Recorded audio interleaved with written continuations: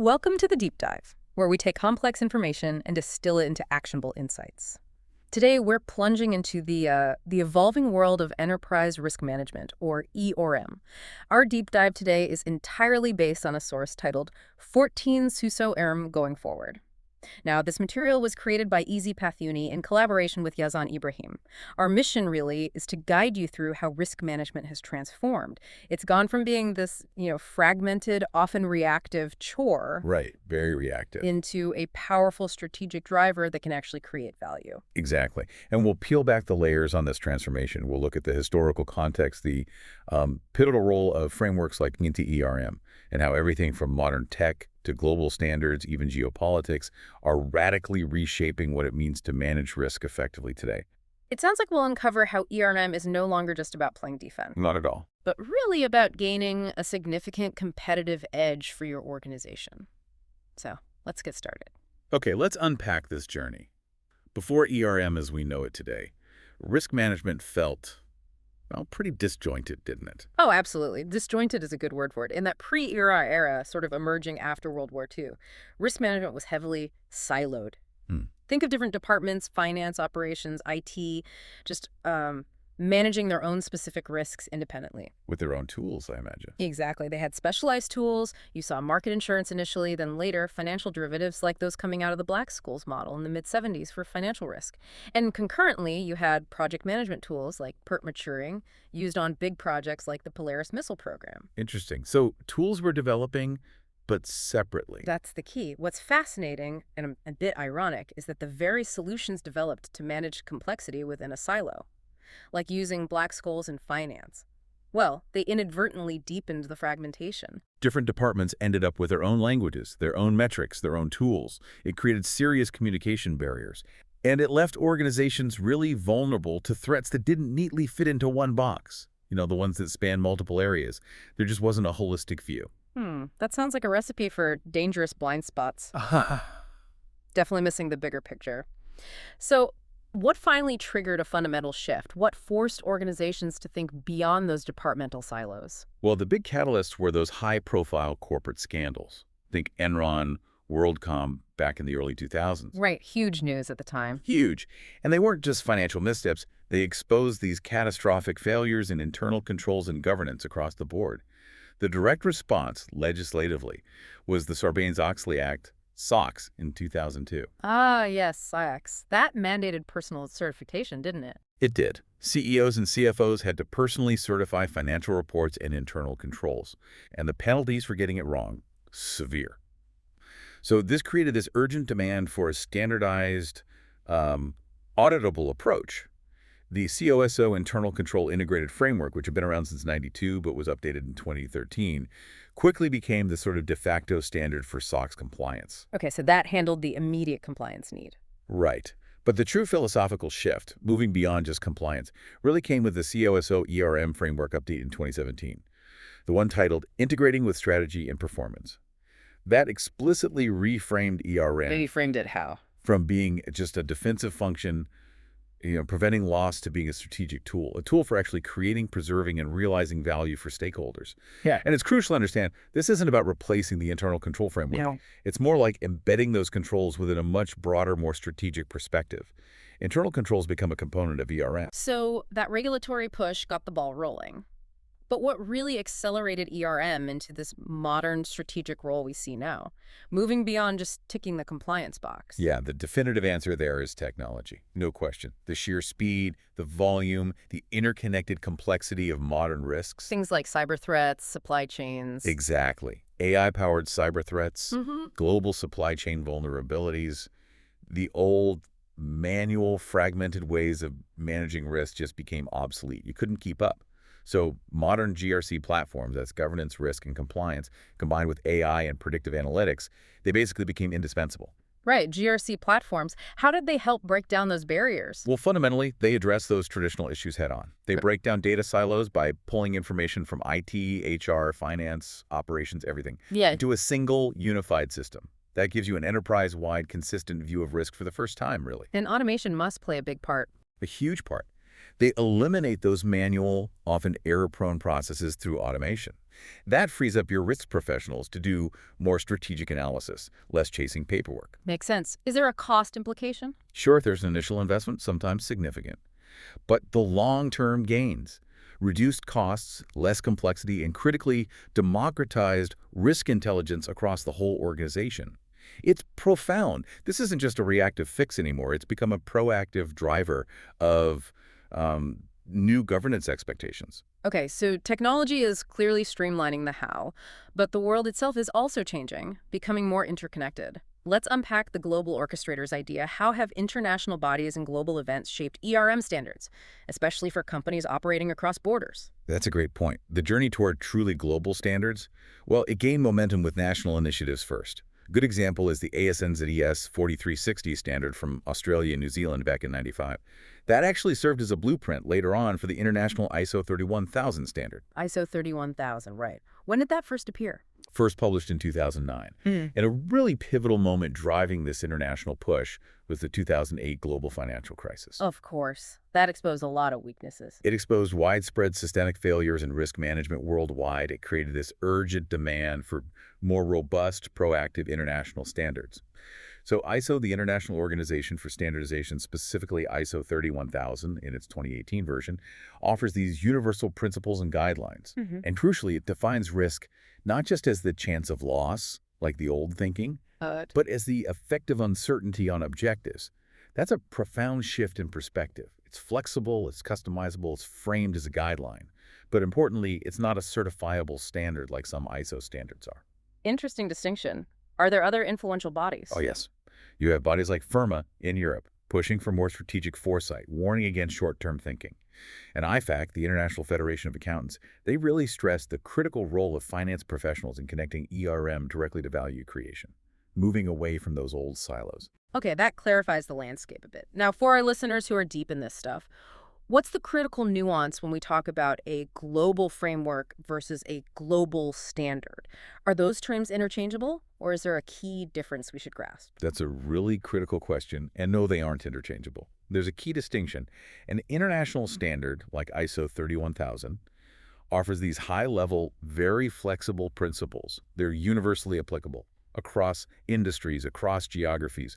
Think of it as a robust guiding philosophy. Okay, philosophy and a framework. A framework like COSO ERM is more structured, it's more prescriptive, it has predefined components and principles that offer a kind of comprehensive roadmap for designing an entire risk management system.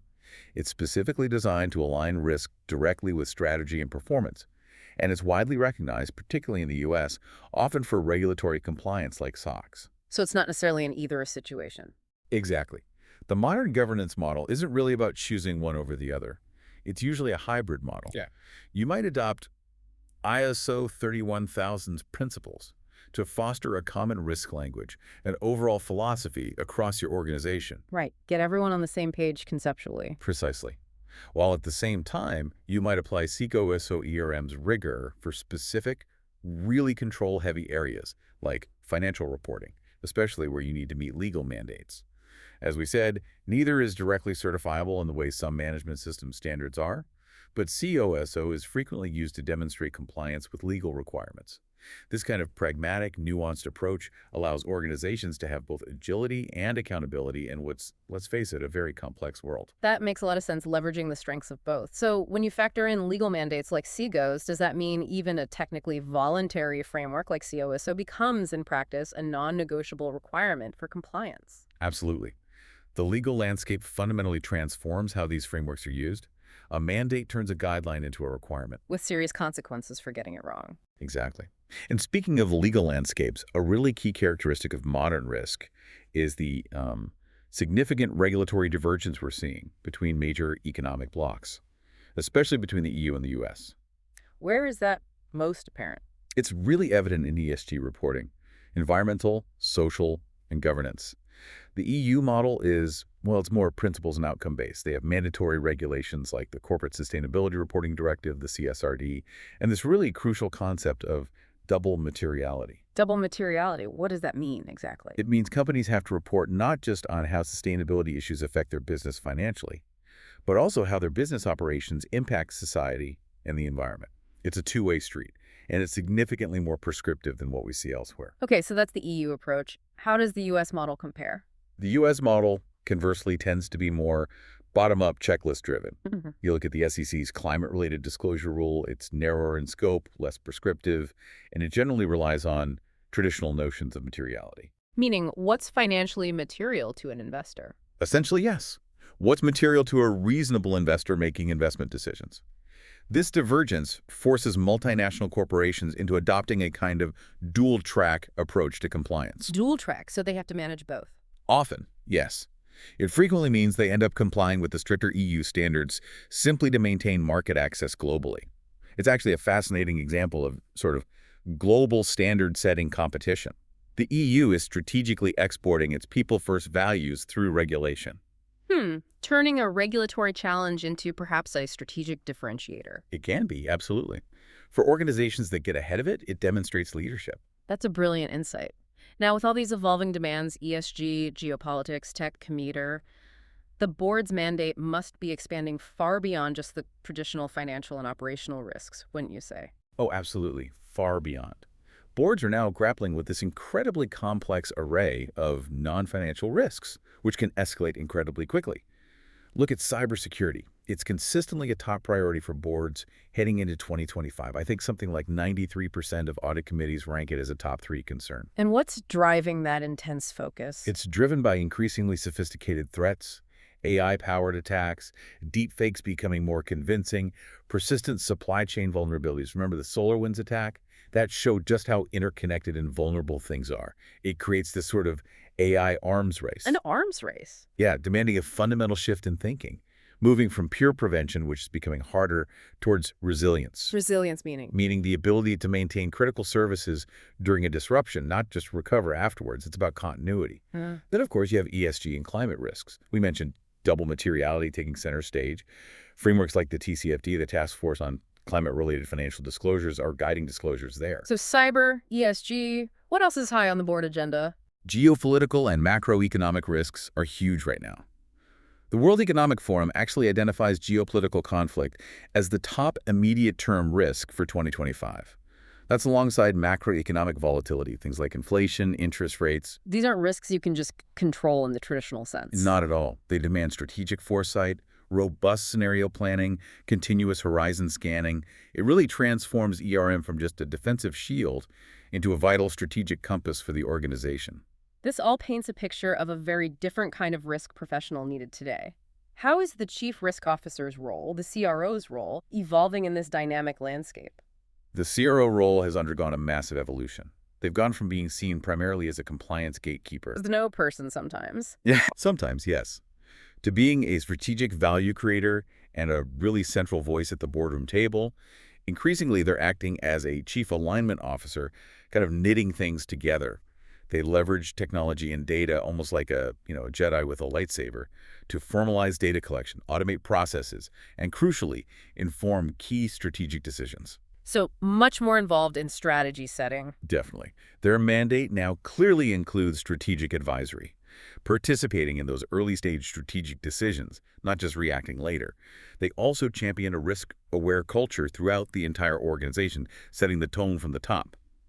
And critically, they need to translate this incredibly complex risk data into concise, actionable narratives for the board. Not getting lost in the weeds. Exactly. Focusing on high-level KRI's key risk indicators and understanding the potential domino effects of interconnected risks rather than drowning the board in granular detail.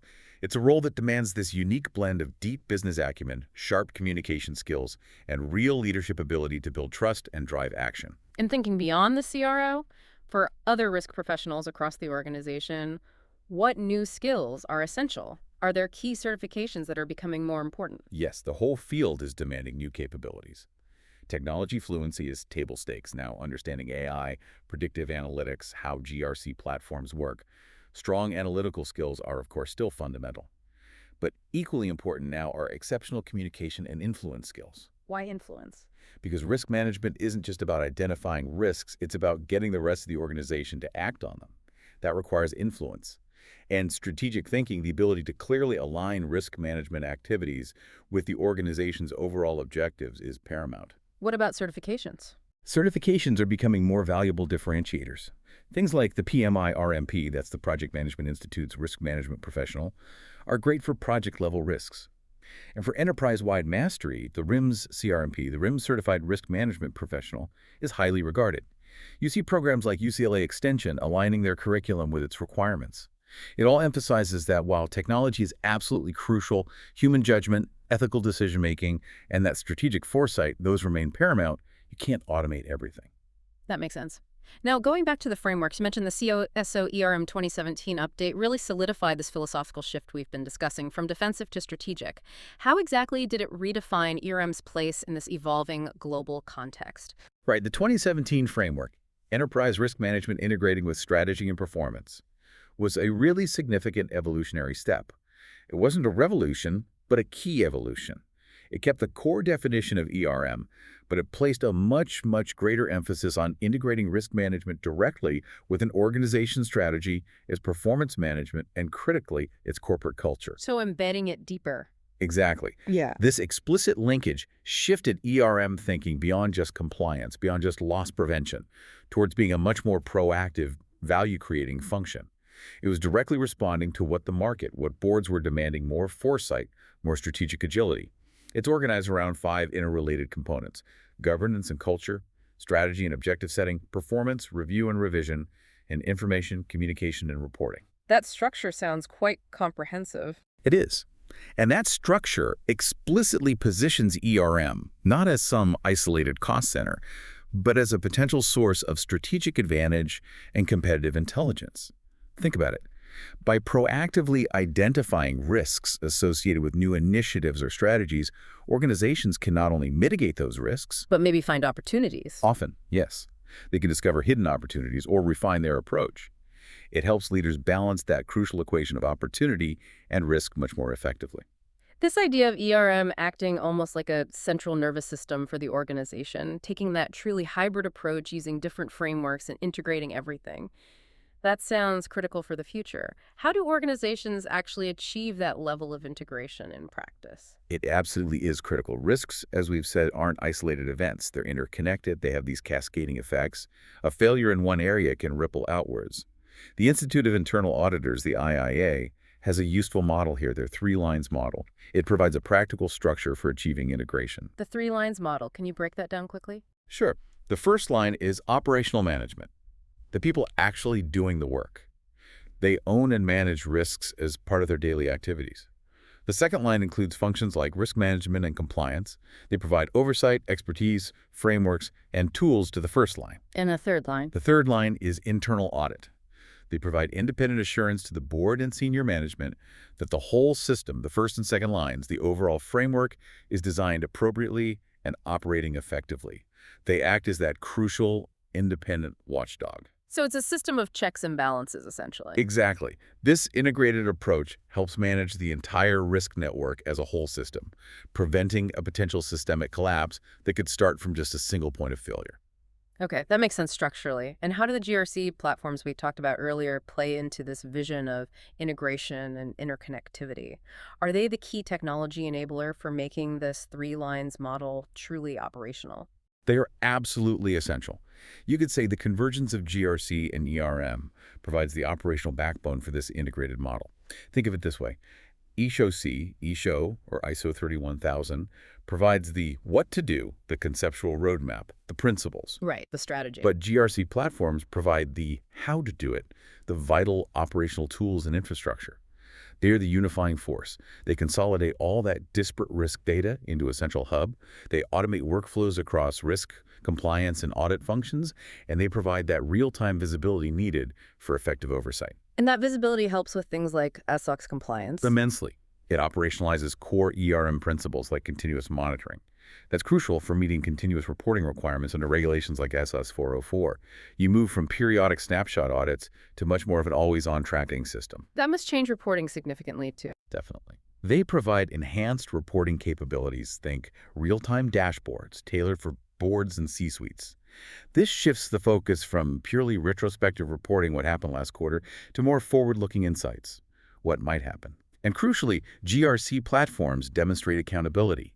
They provide a clear, defensible audit trail for every single risk decision, every control activity, every action taken. That's vital when regulators or auditors come knocking. So there's a clear link between the framework, the model, and the technology. Yes, this synergy creates a powerful feedback loop. It drives continuous improvement in governance, risk management, and compliance, and it helps organizations actually prove the tangible value and the ROI of their ERM programs. So wrapping this all up, what does this really mean for you, our listener? This deep dive has certainly shown us that ERM has fundamentally transformed. It's gone from being this fragmented, maybe country-specific discipline Right. to something that's globally converging, much more integrated, and truly strategic in nature. Indeed. I think the key takeaways for any organization looking to mature its ERM program are pretty clear from our discussion. First, adopt an integrated, probably hybrid framework approach. Leverage the flexibility of ISO 31000 perhaps for philosophy, and the rigor of CSO ERM where needed, especially for controls and strategy alignment. Okay, adopt a hybrid approach. What else? Second, invest strategically in technology. GRC platforms, AI, predictive analytics, these are essential to shift from being reactive to having proactive risk intelligence. Third, prioritize those non-financial risks. We talked about ESG, climate, cybersecurity, geopolitics. They're critical now. And for multinationals, that might even require that dual-track compliance approach. Got it. Prioritize non-financials. Fourth, actively cultivate a robust, risk-aware culture. This has to come from the top down, but permeate the entire organization. And finally, develop a modern talent strategy. Recognize the need for new skills, support relevant certifications for your risk professionals, but always remember that human judgment and strategic foresight remain absolutely indispensable. This really is more than just managing threats. It's about seeing the bigger picture, isn't it? It's about how organizations can strategically navigate uncertainty. It absolutely is. And maybe this raises a final important question for everyone listening. What if you stopped viewing risk solely as an impediment, something to be avoided at all costs, and instead started to recognize it as an intrinsic, maybe even an essential part of creating value? Risk as part of value creation. Yes. When you look at it that way, a mature, integrated, and technology-enabled ERM program becomes much more than defense. It becomes a strategic compass. It provides the foresight that enables leaders to anticipate change, to adapt their business models proactively, and ultimately to make bold moves with confidence. It helps transform potential threats into real opportunities and drive undeniable competitive advantage.